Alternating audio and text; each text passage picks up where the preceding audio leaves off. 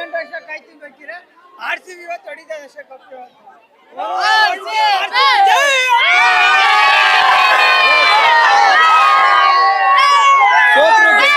RCBನೇ ಆ ಮಟ್ಟಿಗೆ ಇಲ್ಲಿ ಫ್ಯಾನ್ಸ್ ಕಾಯ್ತಾ ಇದಾರೆ. ಅಂದ್ರೆ ಫೈನಲ್ ಪಂದ್ಯ ಗೆಲ್ಲೋದು ನಾವೇ, ಗೆಲ್ತೀವಿ ಅಂತ ಸಾಕಷ್ಟು ಎಕ್ಸ್ಪೆಕ್ಟೇಷನ್ ಕಾಯ್ತಾ ಇದಾರೆ. ಸೊ ಇಲ್ಲೂ ಕೂಡ ಇಲ್ಲಿ ಫ್ಯಾನ್ಸ್ ಇದಾರೆ, ಮಾತಾಡ್ತೀನಿ. ಮೇಡಮ್, RCB ಫೈನಲ್ ಮ್ಯಾಚ್ ಎಷ್ಟು ಖುಷಿ ಇದೆ? ತುಂಬಾ ಖುಷಿ ಇದೆ.